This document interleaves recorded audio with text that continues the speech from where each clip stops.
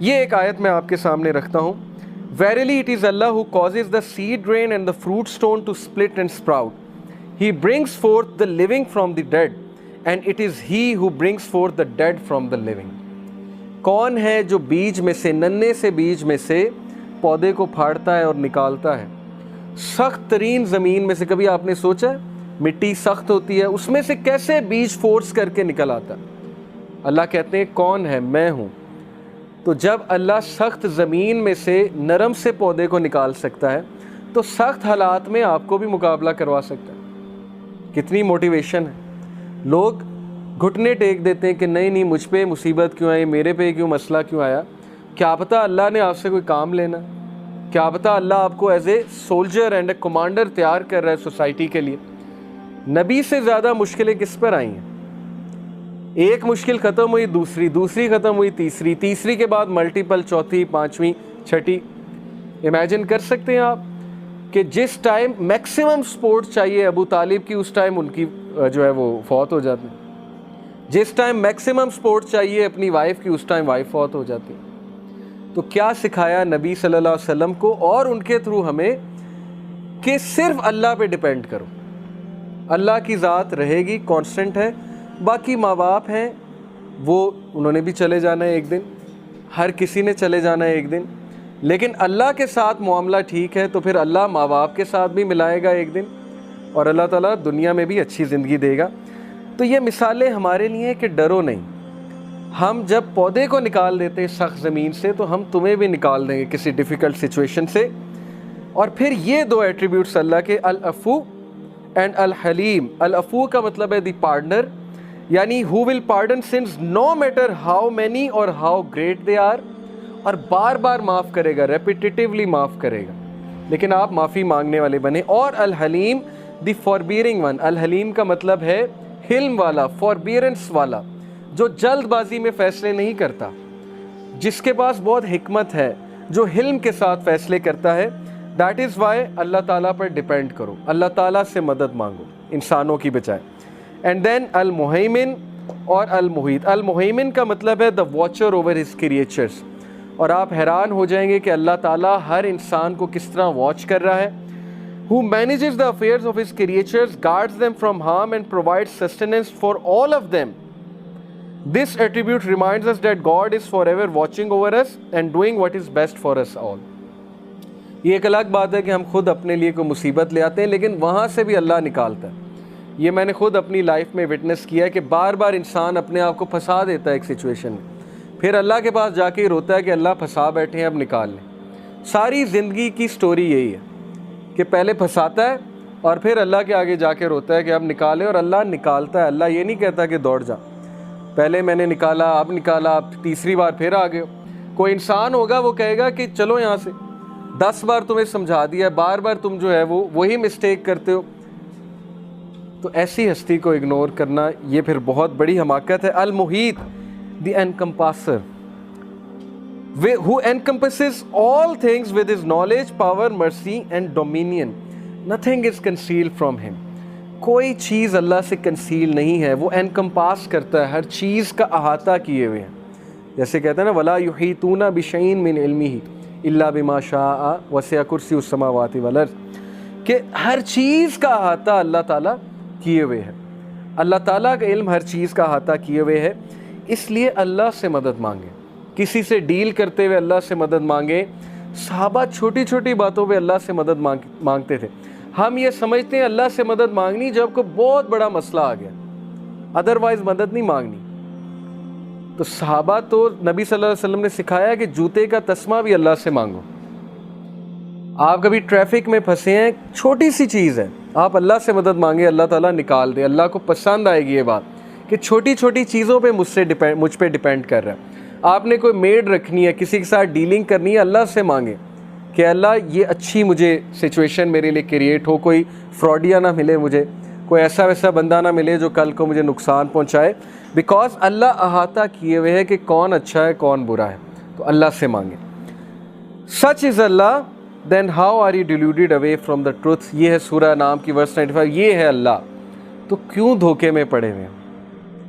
ساری باتیں تمہیں پتہ ہیں تو کیا اللہ کو اگنور کرنا چاہیے؟ کیا اللہ میٹر نہیں کرتا زندگی میں؟ کیا اللہ کے حدود میٹر نہیں کرتے؟ تو اپنے آپ کو فارغ کریں اللہ تعالیٰ کے لیے، اس حدیث پہ عمل کریں۔ یہی آج کا ہمارا ٹاسک ہے کہ ہم ٹائم نکالیں، اپنا ٹائم ٹیبل کچھ ایسا ڈیزائن کریں کہ پرائیورٹی اللہ ہے، اور جس کی پرائیورٹی اللہ ہے وہ ٹائم نکال لے گا۔ بہت سے لوگ بہانہ کرتے ہیں کہ نہیں میں ادھر تھا، شاپنگ کر رہا تھا، یا ٹریفک میں تھا، یا راستے میں تھا۔ میں نے کئی لوگ دیکھے ہیں، وہ چاہے راستے میں ہو، چاہے گاڑی چلا رہے ہو، چاہے شاپنگ کر رہے ہوں، وہ نماز پڑھنے چلے جاتے ہیں۔ وہ ایمپوریم بھی گئے ہوں، مسجد چلے جاتے ہیں۔ وہ راستے میں کہیں مسجد، ان کو پتہ ہوتا ہے مسجد کہاں ہے۔ جن کی پرائیورٹی نہیں، ان کو پتہ ہی نہیں ہوگا مسجد کہاں ہے۔ وہ روٹ ہی ایسا سلیکٹ کریں گے کہ انہیں پتہ ہے کہ یہاں مسجد ہے، یہاں مسجد ہے، تو چلو اگر میں گھر نہیں بھی پہنچتا تو راستے میں، میں مردوں کی بات کر رہا ہوں، مسجد میں نماز پڑھ لیں گے۔ So such is Allah, then how are you deluded away from the truth؟ اور پھر یہ لاسٹ بات، سورہ عنکبوت chapter 29 verse 63، Who is it that sends down water from the clouds, then gives life to the earth with it after its death? Say, all praise is due to Allah, nay most of them do not understand۔ کون ہے جو بنجر زمین کو زندگی دیتا ہے after its death? کون ہے جو بارش کو برساتا ہے اور تم دیکھتے ہو کہ ایک زمین بنجر تھی اور بعد میں سبز ہو گئی، وہاں پر پودا اگایا، وہاں پر گرینری ہو گئی؟ یہ سب اللہ کے کرنے ہیں، اسی لیے آل پریز از ڈیو ٹو اللہ۔ لیکن بہت سے لوگ سمجھتے نہیں ہیں، سمجھنا چاہتے ہی نہیں ہیں، وہ انہی بحثوں میں پڑے رہتے ہیں کہ پتہ نہیں اللہ ہے بھی کہ نہیں ہے۔ وہ پرسپیکٹیو ہی نہیں ہے، آبزرویشن ہی نہیں ہے، آنکھیں ہی نہیں کبھی کھولیں۔ وہ اسی ڈیبیٹ میں پڑے رہتے ہیں کہ نہیں سائنس نے یہ کہا، سائنس نے وہ کہا۔ وہ اسی ڈیبیٹ میں پڑے رہتے ہیں کہ نہیں میری زندگی میں تو یہ ہو گیا، وہ ہو گیا۔ اس سے زیادہ ان کی سوچ آگے جاتی نہیں، بڑے پرسپیکٹیو کو کبھی سمجھتے ہی نہیں ہے کہ پین کیوں نیسیسری ہے، زندگی میں مشکلات کیوں آتی ہیں، اللہ تعالیٰ نے کیوں یہ چیزیں الاؤ کی ہوئی ہیں۔ یہ چیزیں علم سے کلیئر ہوتی ہیں، لیکن علم ہم نے حاصل نہیں کرنا، قرآن ہم نے نہیں پڑھنا، اور بیٹھ کے ہم نے جو ہے یہی سوچتے رہنا ہے کہ بس زندگی ایسے کیوں جا رہی ہے۔ تو اس لیے میں آپ سب کو چاہتا ہوں کہ ہم سب اپنے آپ کو ان پلگ کریں، ہم ان چیزوں سے نکلیں، ان ڈیوائسز سے نکلیں، تھوڑا ٹائم نکالیں، فارغ کریں اپنے آپ کو، آہستہ آہستہ فراغت لیں اللہ تعالیٰ کے لیے۔ مسجد جایا کریں، وہاں بیٹھا کریں، اللہ تعالیٰ ہمارے کام نپٹا دے گا۔ گھریلو معاملہ ہے، گھریلو پریشانی ہے، میاں بیوی کا جھگڑا ہے۔ امام شافعی کہا کرتے تھے نا کہ جب میری وائف سے کوئی تکرار ہوتی ہے تو میں سمجھ جاتا ہوں میرے تقوی میں کمی آئی ہے، میں سمجھ جاتا ہوں اللہ سے میرا تعلق خراب ہو رہا ہے۔ اوکے، یہ ریمائنڈرز ہوتے ہیں کہ اس سورس کی طرف جاؤ تاکہ تمہاری زندگی سیٹ ہو۔ اللہ تعالیٰ سیٹ کرنے والی ذات ہے، اور یہ کوئی اس لیے نہیں کہ اللہ ایگوئسٹک ہے۔ اللہ تعالیٰ اگر چاہتے نہ آپ کو یہ پنشمنٹس دیتے، نہ آپ کی لائف میں مشکلات آتی۔ کچھ لوگ سمجھتے ہیں کہ کیا یہ ایگو ہے کہ کیوں اللہ تعالیٰ ایسے کیوں کرتے ہیں۔ اٹ از جسٹ لائک کویسچننگ کہ یہ ٹیچر ایسے کیوں کرتا ہے، یہ ماں باپ میرے ہر وقت میرے پیچھے پڑے رہتے ہیں، میری ڈیوائسز لے لیتے ہیں، اور ماں باپ جو ہے میرے پہ کچھ ریسٹرکشنز لگاتے ہیں۔ کیوں؟ صاف ظاہر ہے کیوں، آپ کی بہتری کے لیے سے۔ اس لیے میں اللہ سے دعا کرتا ہوں کہ اللہ تعالیٰ ہمیں اپنے ساتھ وفادار بنا دیں اور ہم فراغت نکالیں اللہ تعالیٰ کے لیے، اور یہی وہ ہستی ہے جو سب سے زیادہ زندگی میں میٹر کرتی ہے۔ All things start from here. اگر اللہ کو ترجیح دیں گے ساری چیزیں ٹھیک ہو جائیں گی۔ باقی سیکنڈری چیزیں ہیں تو ان کو بھی ہم انشاءاللہ ڈسکس کریں گے، جو چیزیں زندگی میں میٹر کرتی ہیں، بٹ اسٹارٹ فرام ہیئر۔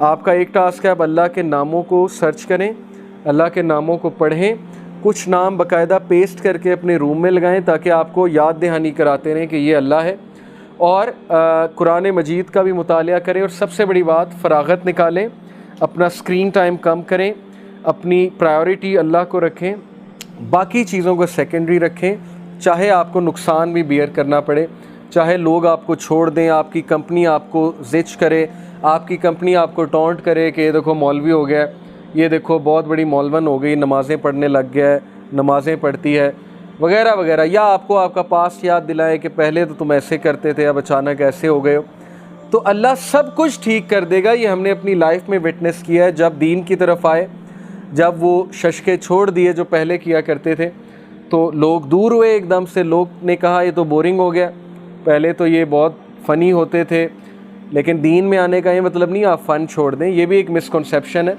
فن سے مراد ہے ان کے نزدیک جو فن تھا، ان کے نزدیک فن یہ تھا کہ کیفے میں بیٹھ کے شیشہ پئیں اور لڑکیوں کی باتیں کریں، گیجٹس کی باتیں کریں، اور کیفے میں بیٹھ کے جو ہے وہ ملک کو گالیاں دیں، عمران خان کو گالیاں دیں، اپنا ایکشن زیرو ہو، ہر بندے کو گالیاں نکالتے رہیں۔ یہ فن تھا ان کے نزدیک۔ جب یہ فن چھوڑ دیا تو انہوں نے کہا بورنگ ہو گئے۔